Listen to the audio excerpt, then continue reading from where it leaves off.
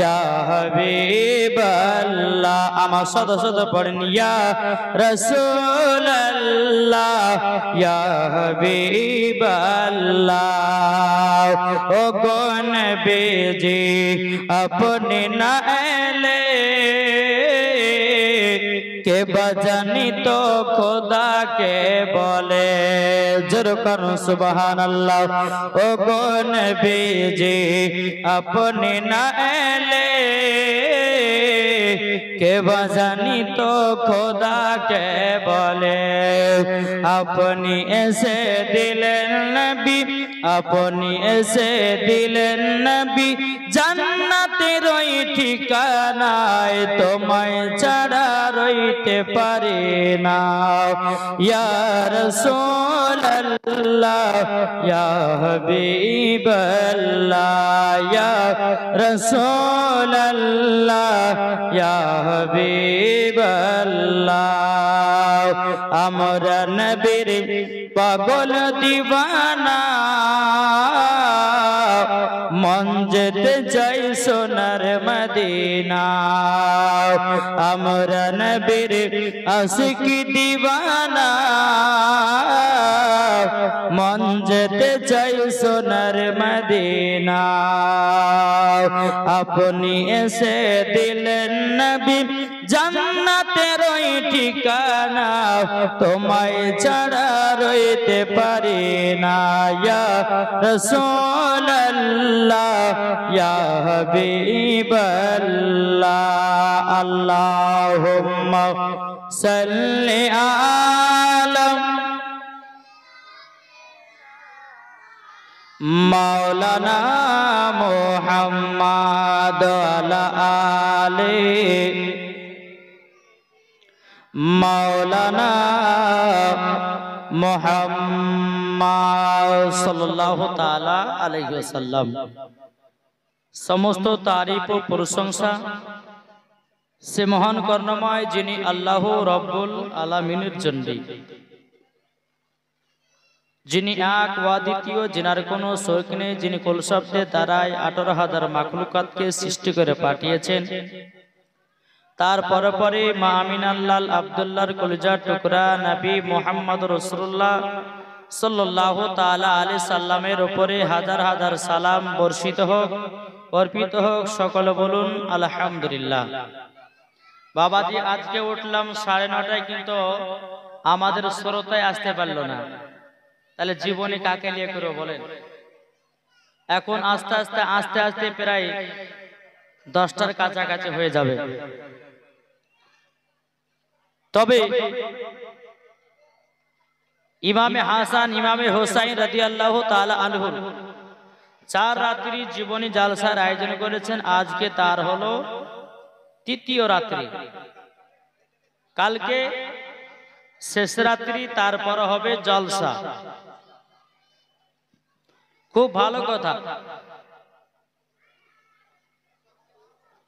কিন্তু আল্লাহ রাব্বুল আলামিন বলতেছেন,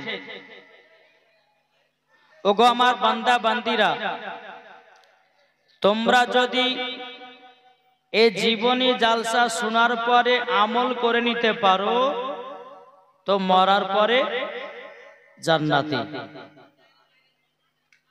মরার পরে কি? জান্নাতি। আল্লাহ রাব্বুল আলামিন আমাদেরকে এই জান্নাতে বাগানের বসার তৌফিক দান করেছে।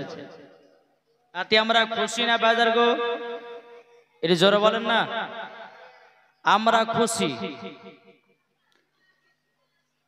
আমার মা বোনদেরকে বলবো, মা বোনেরাও আসতে একটু লেট মানে মেরে দিয়েছে, এদিকেও আমার মা বোনেরা আসতে একটু লেট করছে। আমি উঠে গেছি 9:30টায়, কিন্তু শ্রোতা আছে এখনো পৌঁছায়নি। এখন যদি জীবনী স্টার্ট করে দিই তো যারা যারা আসছে তারা কিন্তু বাবাজি বলে যে কোথা থেকে বলবি, ধরলেও কিছু বুঝাই গেল না, বলবে না জি। আজকে একবারে চলবে জীবনী। আল্লাহ পাক আল্লাহ তাআলা আমাদেরকে সঠিকভাবে এই রাস্তায় চলা তৌফিক দান করো। জোরে বলুন আল্লাহুম্মা আমিন। এখন তো বাবাজি যুবক ছেলেরা বাবা আইপিএল খেলা নিয়ে ব্যস্ত, ঠিক না? আইপিএল নিজের ধর্মের কাজ বাদ দিয়ে আগে আইপিএল খেলা নিয়ে মাঠে আছে। আল্লাহ পাক আল্লাহ তাআলা বলতেছে তোমরা এমন কোন কাজ করো না যে ইসলামের সমস্ত কাজ যেন বাতিল হয়ে যায়, এরকম কাজ তোমরা করো না। এখন প্রত্যেকটা যুবকেরা চার দোকান বলেন যে জায়গাতে টিভি আছে ওই জায়গাতে গিয়ে আইপিএল এর খেলা দেখতেছে। আবার কেউ কেউ আছে আইপিএল এর মধ্যে বাজিয়ে ধরে না 1 লাখ টাকা 50,000 টাকা, ওই পার্টি যদি জুতোতে আমার 1 লাখ টাকা থাকলো, ওই পার্টি যদি জুতোতে 2 লাখ টাকা থাকলো। বাবা যে একবারে গোল গেলে পাকা হারাম। আমরা মুসলমান ঘরে জন্ম নিয়েছি, আমরা আইপিএল খেলার জন্য না, নাকি বলছেন কি গো? আমরা কি আইপিএল দেখার জন্য কি আল্লাহ আমাদেরকে তৈরি করেছে? আল্লাহ বলতেছে ফাদখুলি ফি ইবাদি ওয়াদখুলি জান্নাতি, যারা আমার ইবাদত করবে তাদেরকে আমি ইনাম পুরস্কার দিব জান্নাত। জোরে বলে। তাই বাবাজি মুসলমান, আল্লাহ পাক আল্লাহ তাআলা আমাদের সকলকে জান্নাতি বাগানে বসার তৌফিক দান করেছেন। তবে আমার মা বোনদেরকে ভাইদেরকে বলবো আপনারা রাস্তা পথে না দাঁড়িয়ে অতি তাড়াতাড়ি করে জান্নাতি বাগানে চলে আসুন। একবার দরুদ পড়ুন আল্লাহুম্মা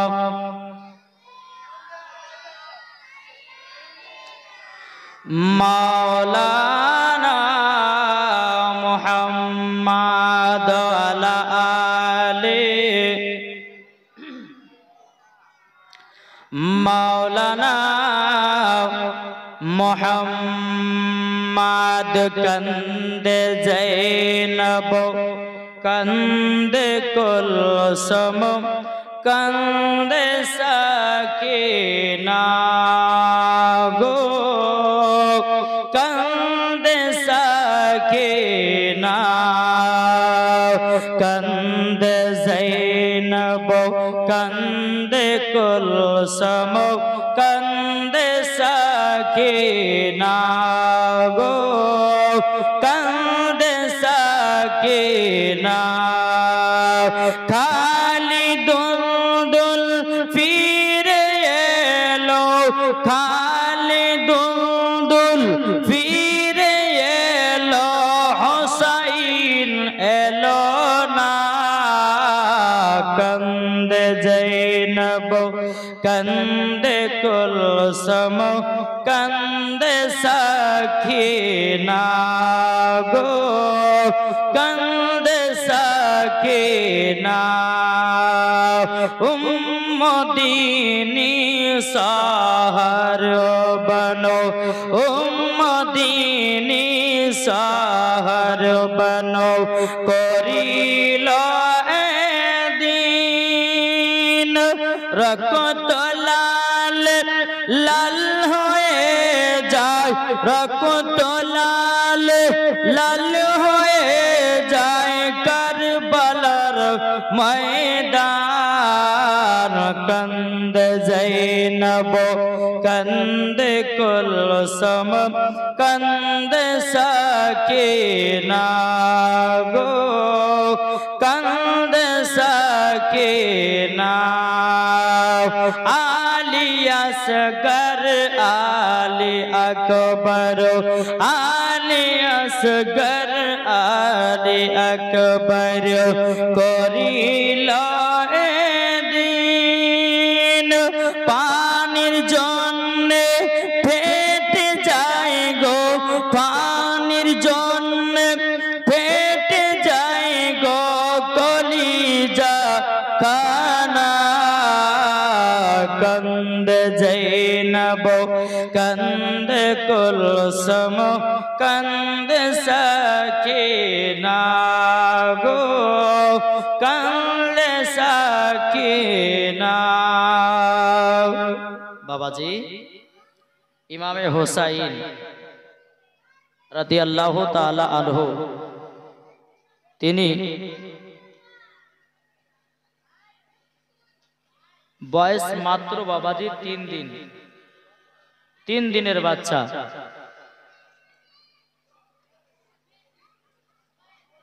যে ইমামে হুসাইন রাদিয়াল্লাহু তাআলা আনহু তিনি কারবালাতে শহীদ হয়েছে এই মাইকের আওয়াজে কেমন হয়? ইমামে হোসাইন রাদিয়াল্লাহু তাআলা আনহু তিনি কারবালাতে শহীদ হয়েছে ইসলামকে জিন্দা করার জন্য। আজ আমরা কিন্তু বাবাজি এই জালসাতে 2 ঘন্টা বসে ওয়াজ শুনতে পারি না, তাহলে আমরা কেমন ইমাম হোসেনকে মোহাব্বত করলাম? ইমামে হোসাইন রাদিয়াল্লাহু তাআলা আনহু 3 দিনের বাচ্চা। আমার নবীজি কারবালার মাটিটা পেয়েছে, আর ওই মাটি দেখে দেখে বাবা কান্না করছে।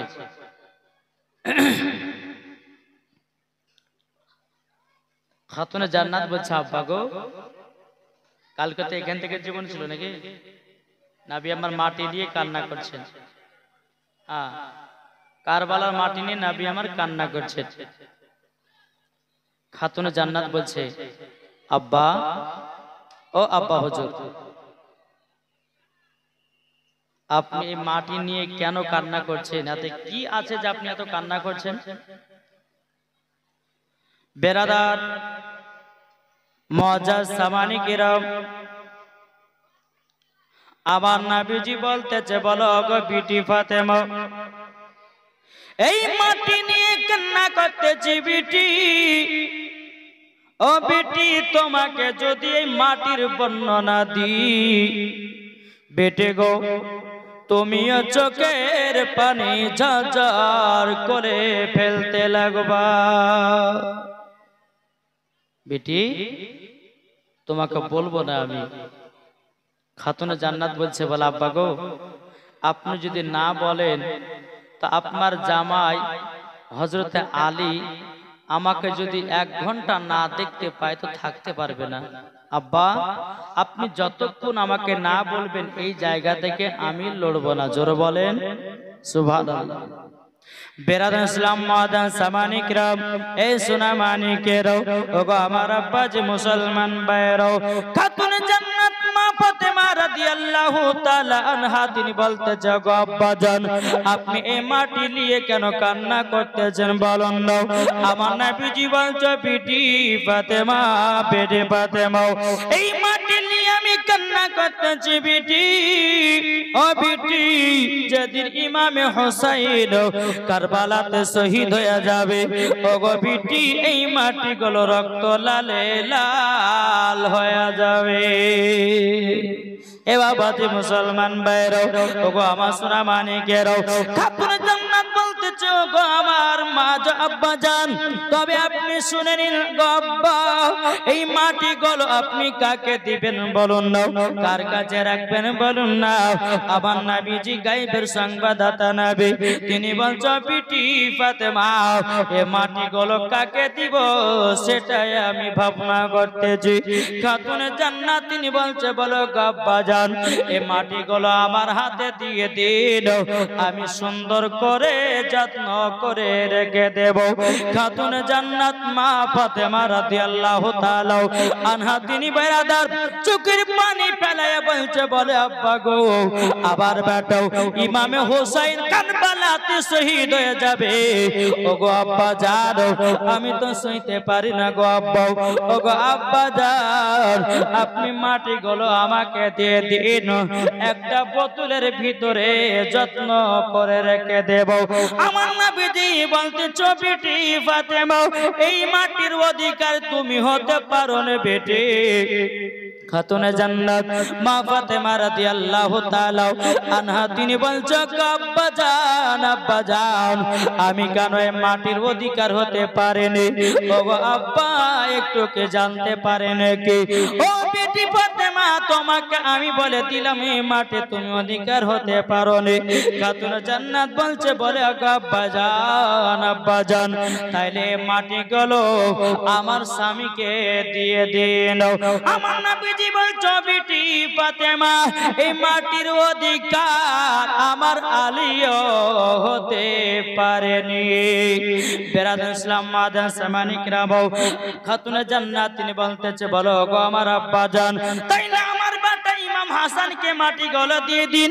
বলে বেটি না, ইমাম হাসান মাটির অধিকার হতে পারে না, পারে না, পারে না। বাবাজি খাতুনে জান্নাত বলছে আব্বা, ওগো আব্বা জানো, এ মাটি গলো আপনার কাছে রেখে দিন। আমার গায়েবের সংবাদদাতা নবী বলতেছে, বলো গো আমার বিটি ফাতেমা, এ মাটি কার অধিকার আমিও হতে পারিনি। জোরে বলুন না সুবহানাল্লাহ। এ বাবা যে মুসলমান ভাইরাও, ওগো আমার সোনা মানিকেরাও, আমার নবীজি কাকে দিবে, কাকে দিবে? এই মাটি গলো বাবাজি উম্মে সালমাকে ডাকা হলো। উম্মে সালমাকে বলতে, জগো উম্মে সালমা, এ মাটি গলো তোমার কাছে রেখে দাও। উম্মে সালমা বলছো, গো নবীজি এ মাটি গলো কিসের জন্য রাখবো? এ মাটির কি এমন গুণ আছে যে যত্ন করে রাখতে হবে? আমার নবীজি চোখের পানি ফেলায় বলতে, গো উম্মে সালমা, উম্মে সালমা, এই দেখো আমার কোলে দেখো না ইমামে হোসাইন আছে। এ আমার উম্মে সালমা গো, মাটি গলো তোমাকে এই কারণে জন্য দিতেছে, সেই দিন তুমি বেঁচে থাকবা। জোরে বলবেন না। উম্মে সালমাকে মাটি গলো যখন বাবা দেয়া হলো, বেরাদুল ইসলাম মাদান সামানিক রামও খাতুনে জান্নাত তিনি বলতেছি, বলো গো আব্বা জান, মাটির অধিকার আমি হতে পারলাম না, মাটির অধিকার ইমাম হাসান হতে পারলো না, মাটির অধিকার আমার স্বামী হতে পারলো না, মাটির অধিকার আব্বা গো আপনি হতে পারলেন না। ও গো আব্বা জান, এ মাটি গেল কেন? উম্মে সালমা অধিকার হলো। আমার গায়েবের সংবাদদাতা নবী বলছো, গো বিটি ফাতেমা, ফাতেমা তবে শুনে রেখে দাও, মাটি গলো উম্মে সালমাকে দিয়েছি কেন জানো? ও গো বিটি ফাতেমা, যেদিন ইমামে হোসেন কারবালায় শহীদ হয়ে যাবে, ও গো বিটি ফাতেমা, সেই দিন তুমি বেঁচে থাকবে না, সেই দিন ইমামে হাসান বেঁচে থাকবে না, সেই দিন আমার জামাই আলী বেঁচে থাকবে না। ওগো বেটি তাই নয়, আমিও সেই দিন পর্দার আড়াল হয়ে যাও। এ বেটি ফাতেমা, সেই দিন শুধু বেঁচে থাকবে উম্মে সালমা, তারই জন্য কারবালার মাটি গুলো উম্মে সালমাকে আমি দিয়েছি। জানো ইমাম উম্মে সালমা যেন বুঝতে পারে, যেই দিন ইমাম হোসেন কারবালাতে শহীদ হয়ে যাবে, ওই মাটি গুলো রক্ত লালে লাল হয়ে যাবে। কাপড়ে জান্নাত তিনি বলতেছে, বলো গো আব্বা জান, আব্বা জান, ও গো আব্বা জান, আপনি বলুন না আমার বেটা ইমাম হোসেন কোথায় পড়ে থাকবে শহীদ হয়ে? ও গো আব্বা, আপনি তো কারবালার ময়দান আমার সম্মুখে হাজির করেছেন গো আব্বা, আমি শুধু জানতে চাই আমার বেটা ইমাম হোসেন কারবালাতে কোথায় শহীদ হয়ে পড়ে থাকবে? বেরাদুল ইসলাম মাদান সামানিকরাও, আমার নবীজি বলতেছ, বেটি ফাতেমা, ফাতেমা তুমি কারবালার ময়দান দেখে নিয়েছো মা, ওই যে একটা সাদা দাগা জায়গা দেখা যায়, ওই জায়গাতে ইমামে হোসেন শহীদ হয়ে পড়ে থাকবে। কিন্তু আমার নবীজি বলছে, বিটি ফাতেমা সেদিন তো তুমি বেঁচে থাকবে না মাও, তোমার জায়গাটা জানার বিষয়টা কারণটা কি বলো না? খাতুনে জান্নাত তিনি বলতেছে, বলো গো আমার আব্বা জান, আব্বা জান, আমি জান্নাতুল ফেরদাউস থেকে আমি একটা জান্নাতি চাদর পেড়ে দেব। জোরে বলবেন না, জান্নাতি চাদর পেড়ে দেব। কে বলছেন? খাতুনে জান্নাত। জোরে কান সুবহানাল্লাহ। তাহলে ইনি যে বললেন যে আমি কারবালার ময়দানে জান্নাতুল ফেরদাউস থেকে আমি একটা চাদর বিছিয়ে দিব, ওই জায়গাতে আমার বেটা ইমাম হোসেন শহীদ হবে। তাহলে চিন্তা করুন, যদি নাবিগণেরা জিন্দায় যদি না থাকে, তাহলে খাতুনে জান্নাত কেন বললো যে আল্লাহ আমি জান্নাতুল ফেরদাউস থেকে আমার বেটার জন্য চাদর বিছিয়ে দিব? তার মানে এখানে বোঝা গেল খাতুনে জান্নাত এখন পর্যন্ত জিন্দা আছে। ইমামে হোসাইন এখনো জিন্দা আছে, জোরে বলেন। বাবাজি মুসলমান, এটাই হচ্ছে বাবা সুন্নিদের আকীদা, আর এটাই বাবাজি তাবেঈনদের আকীদা, এটাই বাবাজি আল্লাহর ওলিদের আকীদা, আর এটাই হচ্ছে বাবা সুন্নিদের আকীদা, জোরে বলেন। কি বলছেন বাবাজি? সোনা মানে খাতুনে জান্নাত চোখের পানি ঝরঝর করে ফেলে বলছে, আব্বা গো আব্বা, আমার বেটা ইমাম হোসেন এই কারবালাতে শহীদ হয়ে পড়ে থাকবে? বলে হ্যাঁ। বাবাজি মুসলমান ভাইরা, এ সোনা মানিকেরা, ও মা কানা শুনো জন্না রাত্রি বেলা গো মা জননী খাতুনে জান্নাত বলছে, আব্বা জান আব্বা জান, আমার বেটা ইমাম হোসেন কারবালাতে কিসের জন্য শহীদ হবে? ওগো আব্বা জান, আমি জানতে চাই।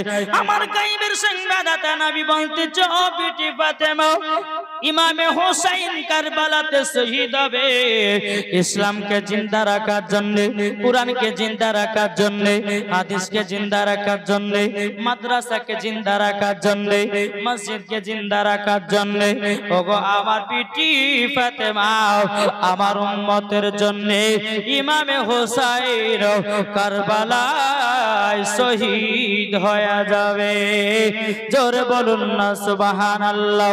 এ বাবাতে মুসলমান ভাইরা, ওগো আমার সোনা মানিকেরা, এদিকে ইমামে হোসেন রাদিয়াল্লাহু তাআলা আনহু বাবাজি একদিন দুদিন করে যখন আপনার টাইম চলে যায়, ইমামে হোসেনের বয়স যখন বাবা 2.5 বছর হলো। কত বছর? 2.5 বছর। এদিকে আমার নবী মুস্তাফা সমস্ত সাহাবীদেরকে নিয়ে মসজিদে নববীতে নামাজ পড়তে যাবেন, আর এদিকে ইমামে হোসেন রাদিয়াল্লাহু তাআলা আনহু তিনি বলছেন, নানা জান আমিও নামাজ পড়তে যাব। জোরে কোন? 2 থেকে 2.5 বছরের বাচ্চা ইমামে হোসেন তিনি বলছেন, নানা জান আমিও যাব আপনার সাথে নামাজ পড়তে। বলে চলো। ইমাম হোসেনকে নিয়ে গেছে মসজিদে নববীতে। বাবা এই কথাগুলো একটু শর্ট শর্ট ভাবে ছেড়ে দিই, হ্যাঁ একটু বলবার চলে যাবে আগে আগে। বেরাদর ইসলাম মুআজ্জাজ সামানিকরাও, তো আমার নবী মুস্তাফা সাহেবে আওলাদ সাল্লাল্লাহু তাআলা আলাইহি সাল্লাম তিনি বাবাজি কি করলেন? সিজদাতে গেছে, যাবার পরে ইমামে হোসেন আমার নবীজির কাঁধে চড়ে গেছে। আচ্ছা বলেন তো, নামাজের ভিতরে যদি কেউ কাঁধের উপর চড়ে যায়, আচ্ছা আমাদের ঘরের মা বোনেদের বা আমাদের ঘরের বাপেরা যিনারা আছেন, তিনারা যদি আপনার নামাজ পড়তে যায়, কোনো বাচ্চা যদি কাঁধের উপরে উঠে যায়, তখন মারবে কি মারবে না? কি গো, মারবে না? বেরাদর ইসলাম মুআজ্জাজ সামানিকরাও, ইমামে হোসেন রাদিয়াল্লাহু তাআলা আনহু তিনি বাবাজি আমার নবীজির বাবা আপনার কাঁধের উপরে উঠে বসে গেছে।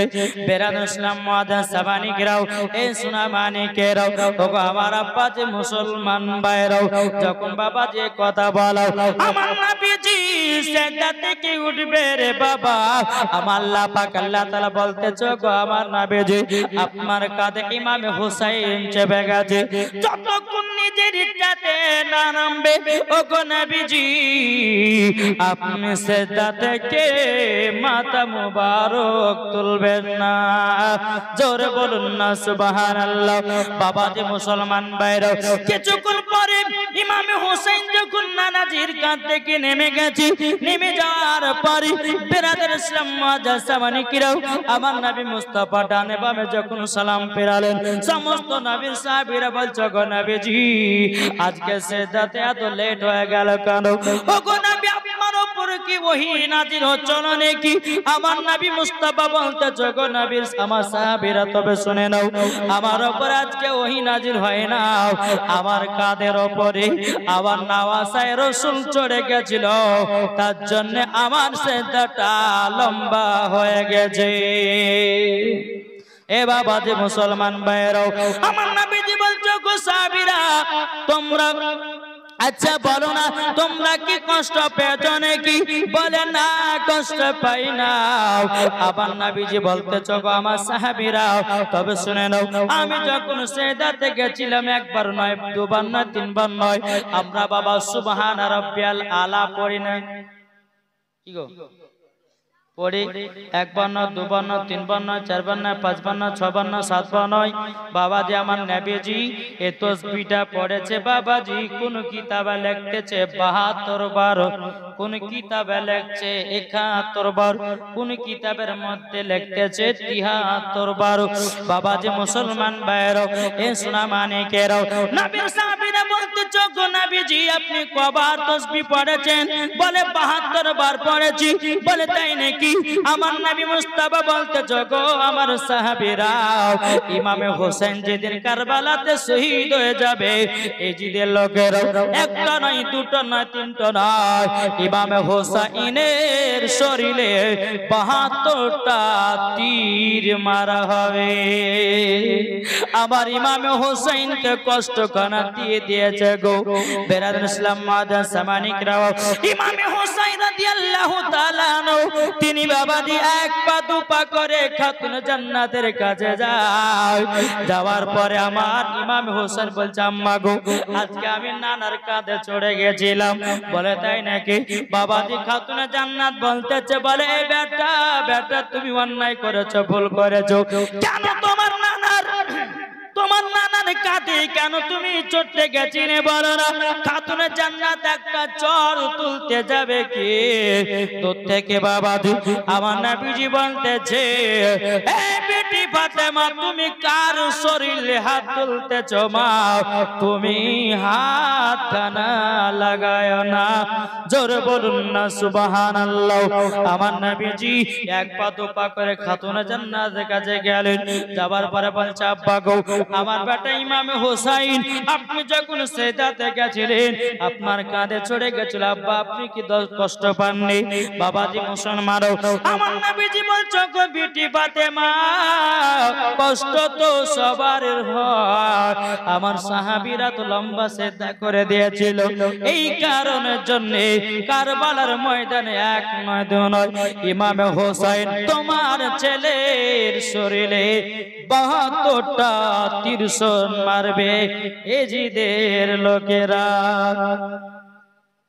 বেটি সাজা তো হয়ে গেছে, তুমি কিসের জন্য মারছো? ইমামে হোসেন রাদিয়াল্লাহু তাআলা আনহু বাবাজি আমাদের জন্য শহীদ হয়েছে, কিন্তু আমরা ইমামে হোসেনকে চিনতে পেরেছি? পারিনি। কেন পারিনি? আমাদের ঈমান আকীদা সব দুর্বল হয়ে গেছে রে বাবা।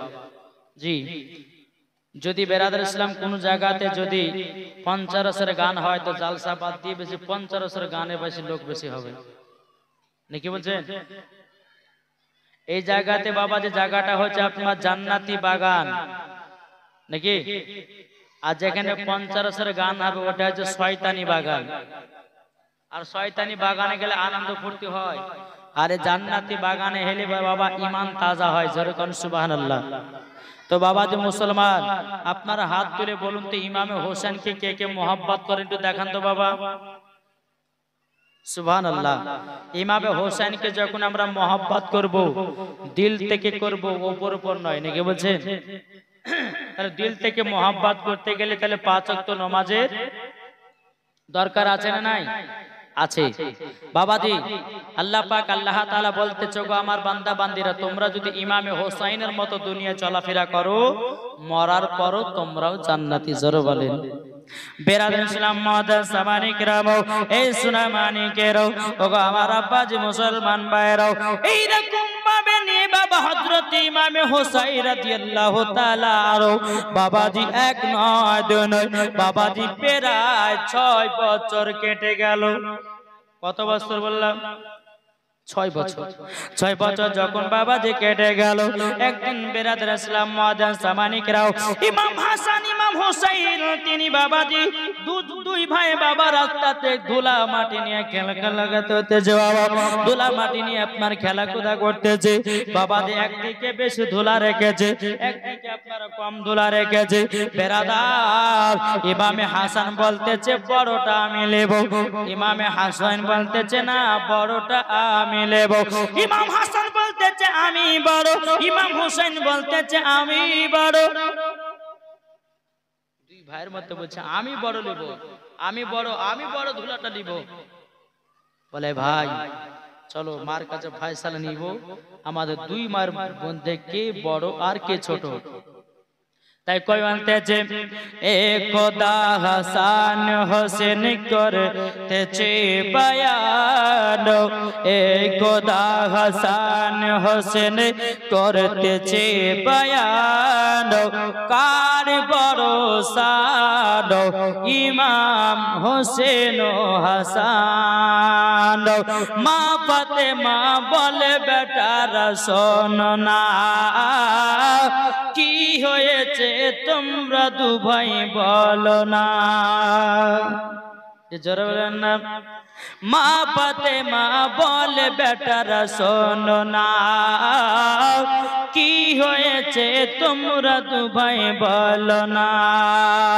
ও গো আম্মা জান, ও গো আম্মা জান, একদা হাসান হোসেন করতেছে বয়ান, কার ভরসা ইমাম হোসেন ও হাসান।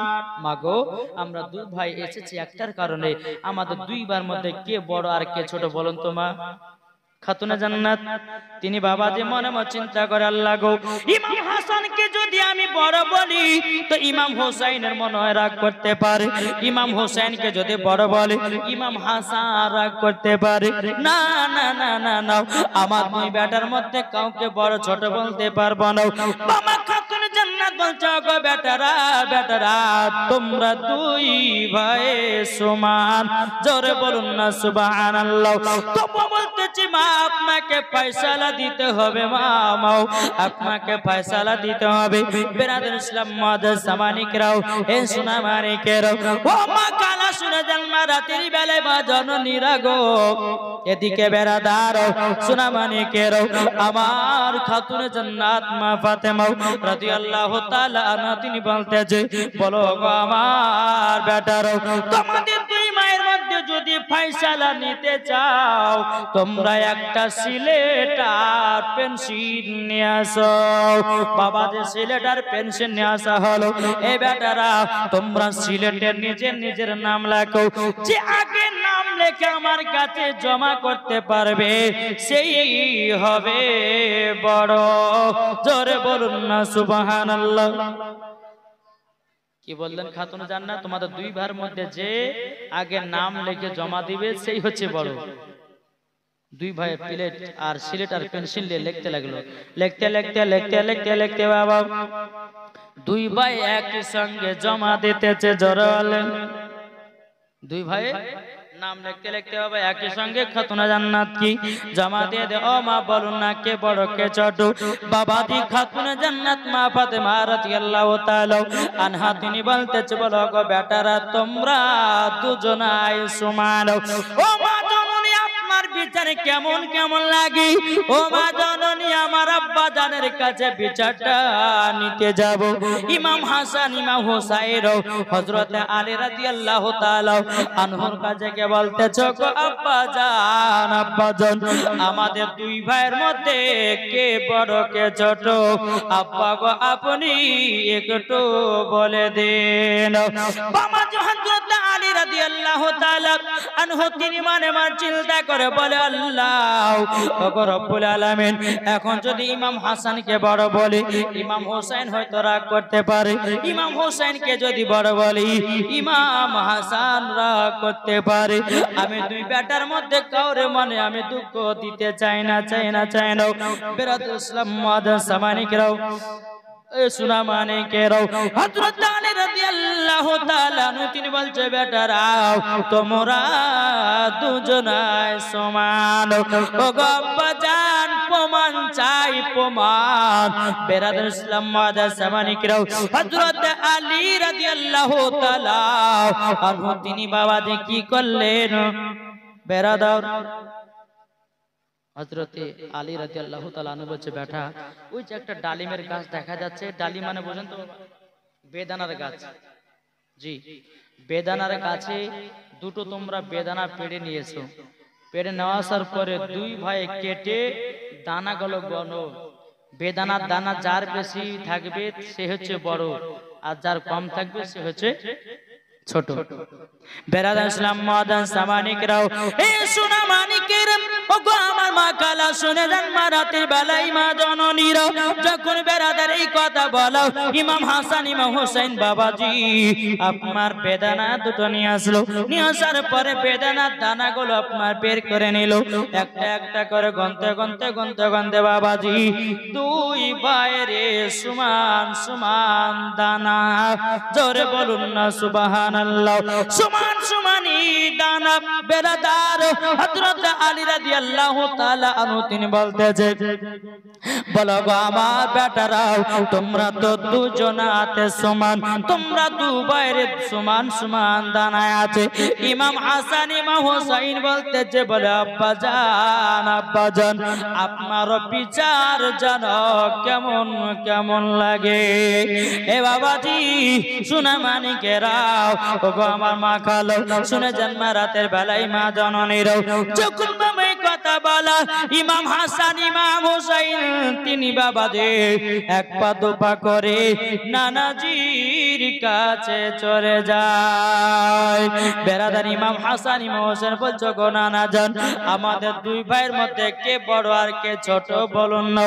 বেরাদার এদিকে আমার নবীজি বলতেছে, বলো গো আমার নওয়াজের রাসূলেরাও, হঠাৎ করে তোমাদের মধ্যে বড় আর ছোটর প্রশ্ন হলো কেমন, কিভাবে হয়েছে বলো না বলো না। বেরাদার ইসলাম মাদাস সামানিকিরাম, এদিকে খাতুনে জান্নাত মা ফাতেমা বাবাও তিনি একই বলেছে, হযরত আলীও একই বলেছে। আমার নবীজি বলতেছে, গো নওয়াজের রাসূলেরাও তোমরা শুনে নাও, তোমাদের জন্য একটা পরীক্ষা আমি করতেছি। আল্লাহর তরফ থেকে যে হবে বড় কে হবে ছোট তোমরা নিজেরাই বুঝে যাবা, জোরে বলুন না সুবহানাল্লাহ। আমার নবীজি বাবা একটা আপেল নিয়ে আসলো, কি নিয়ে আসলো মন দিয়ে শুনছেন তো, আপেল নিয়ে আসার পরে বাবাজি বেশি আধখান করে বাবাজি আপেলটাকে আধখান করে কাটা হলো, একটাতে কম আধখান একটাতে বেশি আধখান। আমার নবীজি বলছে, এ আমার নওয়াজের রাসূলরা শোনো, আসমানের দিকে উড়িয়ে দিব, উড়িয়ে দেওয়ার পরে তোমরা দুজনে দুদিকে বসবা, যার দিকে কম আধখান পড়বে আপেল সে হচ্ছে ছোট, যার দিকে বেশি আধখান পড়বে সে হচ্ছে বড়। ঠিক আছে না না? আমার নবীজি আপেলটা যখন বাবা আসমানে উঠাইয়া দিলেন, আল্লাহ পাক আল্লাহ তাআলা বলতে, চোখ আমার জিবরিল আমিন আপেলটাকে ধরে নাও ধরে নাও। যখন বাবা ধরা হয়েছে আপেলটাকে আপনার সমান সমান আপনার ভাগ করে বাবা ইমাম হোসেনের কাছে একখানা পড়েছে, ইমাম হাসানের কাছে একখানা পড়েছে। আবার নবীজি বলতেছে, গো আমার নওয়াজের রাসূলেরাও তোমরা দুজনাতে আপেল কালা আমার কাছে নিয়ে আসো। বেরাদার ইসলাম মাদান সামানিকরাও নিয়ে আসে, দেখতেছি বাবা সমান সমান আপেল। ইমাম হাসান ইমাম হোসেন বলতেছে, গো নানা জান আপনি তো বেশি আধখান করে কেটে আসমানের দিকে উড়ালেন, সমান হলো কেমনে? আমার নবীজি গায়বের সংবাদদাতা নবী বলতেছে, গো আমার নওয়াজের রাসূলেরাও তবে শুনে নাও শুনে নাও, আল্লাহর মনের আশা আল্লাহর ফয়সালা, তোমরা দুই ভাই সমান। কি জোরে বলবেন না? তাই বাবাজি খাতুনে জান্নাতের ফয়সালা, হযরত আলীর ফয়সালা, আমার নবীর ফয়সালা, আল্লাহর ফয়সালা এক। কি গো এক না? তাহলে চিন্তা করুন, খাতুনে জান্নাতের ফয়সালা, হযরত আলীর ফয়সালা, আমার নবীজির ফয়সালা, আল্লাহর ফয়সালা সবই যদি এক, তাহলে বাবাজি এই আহলে বায়াতকে মোহাব্বত করতে হবে কি হবে না?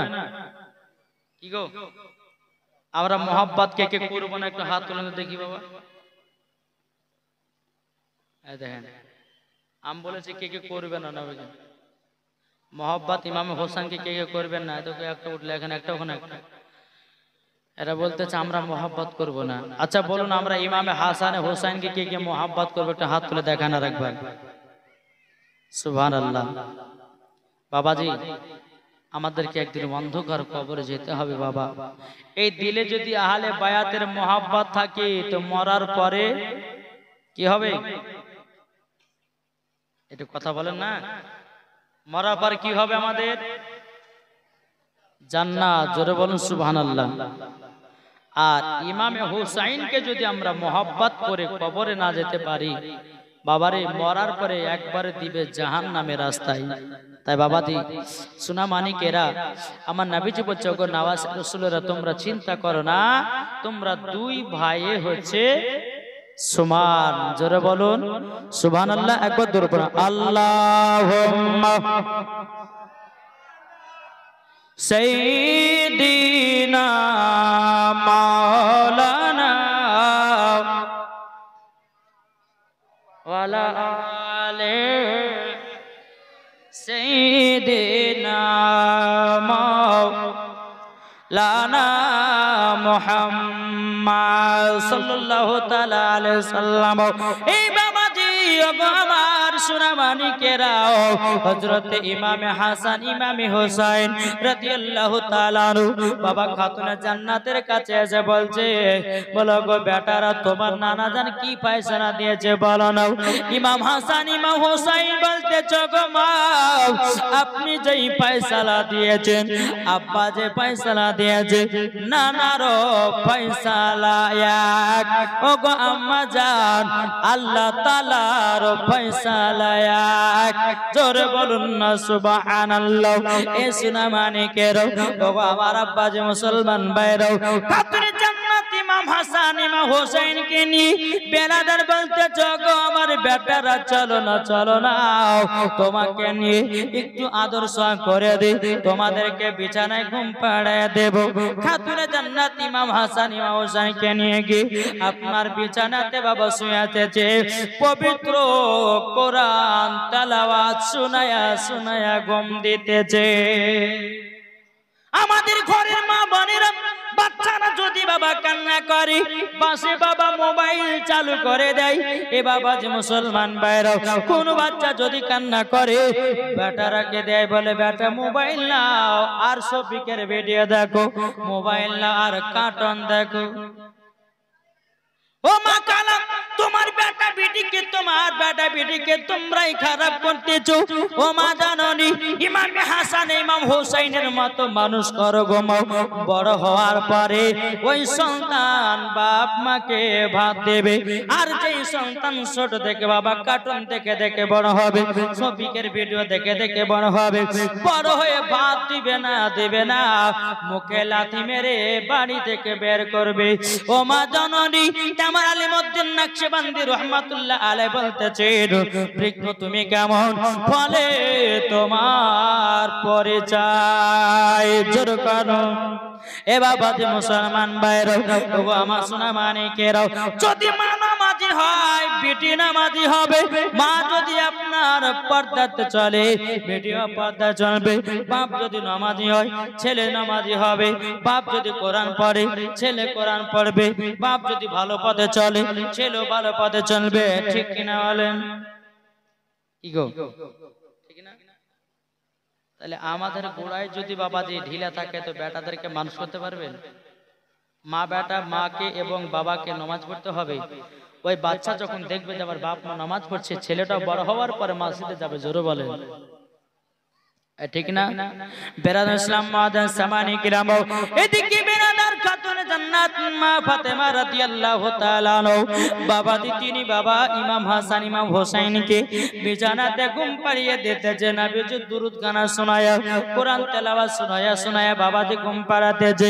এরকম ছিলেন খাতুনে জান্নাত।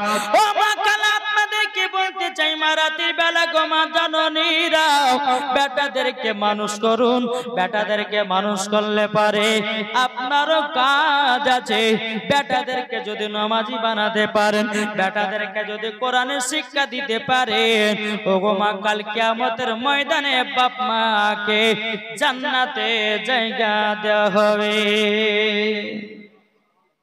এখনকার ছেলেরা তো বাবাজি ঠিকভাবে কোরআন পড়ে না, নামাজে পড়ে না। কি গো পড়ছে? এক মহিলা বাবাজি একটা বাচ্চা ছেলেকে নিয়ে কুল খতম পড়তে গেছে। কোথায় গেছে? কুল খতম মানে বোঝে? জি, কুল খতম মানে বোঝেন না? যেটা মানুষ মারা গেলে পরে 7 দিনে 40 করা হয়। 7 দিনে তার আপনার 40 হাতে মানুষের জন্য কোরআন তেলাওয়াত করা হয়, ওটা হচ্ছে কুল খতম। জি, তো ওই মহিলাটা একটা বাচ্চাকে নিয়ে কুল খতম পড়তে গেছে। তো বাচ্চা ছেলে তো, অনেক মানুষের সামনে বাবা বসে বসে মহিলারা পড়ছে। তো বাচ্চাটা বলছে মা, বলে মুখ দেবো। বেটা বলছে মাকে, বলে মা, ভরা মানুষের সামনে মা মুখ দেবো। যাই, এতগুলি মানুষের সামনে তুই মুখ মুখ করছিস, এতগুলি লোকের সামনে কথা বলতে হয়? এদিকে তো যখন পেশাব চাপাবে তখন বলবি যে মা আমি গান গাহাবো। কি গাহাবে? কথা বলেন না গো, কি গাহাবে বললো? গান গাও। যখন বলছে বেটা তোর যদি পেশাব চাপায় তখন বলবে যে মা আমি গান গাহাবো, তোকে পেশাব ফিরিলাম চলে আসবো। মানুষজন যেন না বোঝে আর খারাপ কথা কখনো ব্যবহার করিস না বেটা, ঠিক আছে মা? একদিন, দুদিন, 3 দিন এরকম ভাবে যেতে, তো আবার 3 বছর পর ছেলেটার আব্বা সৌদি আরব গেছিল, বুঝলেন? সৌদি আরব থেকে বাড়িতে এসেছে, আর সেই দিনই বাবাজি ওই ছেলেটার বাড়ির পাশে একজন মানুষ মারা গেছে। তো বাপ 3 বছর পর আসলো, স্বামী স্ত্রীতে বলছে স্বামীকেও একটু শুকর টুকর গল্প গাইতাম, ভালো কি মন্দ তা তো হলো না, তো এক কাজ করেন, দেখেন পাশের বাড়িতে একজন মানুষ মারা গেছে, আমি গেলাম, আপনি আমার বেটা গেলে রাত্রের বেলা শুয়ে থাকেন, আমি সকালবেলা আসবো। এটা হচ্ছে ওদের বাড়ি, আর পাশে হচ্ছে মরার বাড়ি। আচ্ছা ঠিক আছে, যাবি তো যা। আর দেখবেন মা বোনেরা, দেখবেন কোন জায়গাতে মানুষ যদি মারা যায়, হ্যাঁ, তো কোথায় কেউ খালা বলে ওই মানুষ, ওই পাড়াতে একজন মানুষ মারা গেছে, তো মরা দেখতে যাচ্ছি। আমার মা বোনা শুধু মরাই দেখতে যায়, জিন্দা দেখে না, নাকি বলছে? এদিকে আমার মা বোনা সব ভালো, আমার মায়েরা একবার চাতক পাখির মতন একবার এদিকে চেয়েছে বাবা, জীবনে মন ভরে শুনতেছে। আর যেই মহিলারা মেলাতে ঠেলা খাবে, মাথার চুল বাবা পুরুষকে দেখাবে, ওই মহিলাদের জন্য জাহান্নাম আছে মা। অত সোজা নয়। মহিলাদেরকে এত সুন্দরভাবে আল্লাহ তৈরি করেছেন, কোন মহিলা যদি নিজের শরীরের অঙ্গ প্রত্যঙ্গ যদি দেখিয়ে দেয়, মা ওই মহিলাকে জাহান্নামের আগুনে পোড়ানো হবে। বোঝা গেছে? তো এই ছেলেটার মা মরার বাটে চলে গেছে, গভীর রাত হয়েছে, বেটা বলছে আব্বা আমি গান গাহাবো। পাশের বাটে একজন মানুষ মারা গেছে, তুই এখন বলছে গান গাহাবো, কোন কথা রে? আবার একটু পরে বলছে আব্বা আমি গান গাও। তোকে মানা করলাম না, যে পাশের বাড়িতে একজন মানুষ মারা গেছে। আচ্ছাটা বাবা শুয়ে গেছে। আবার কিছুক্ষণ পরে বলছে আব্বা গান গাহাবো। যখন বাবা কথা বলা, এই তোর যখন এত গান গাহা শখ, সুর জোরে জোরে বলিস, আমার কানে কানে গাহা, বুঝলেন না? জোরে জোরে গাছ নিয়ে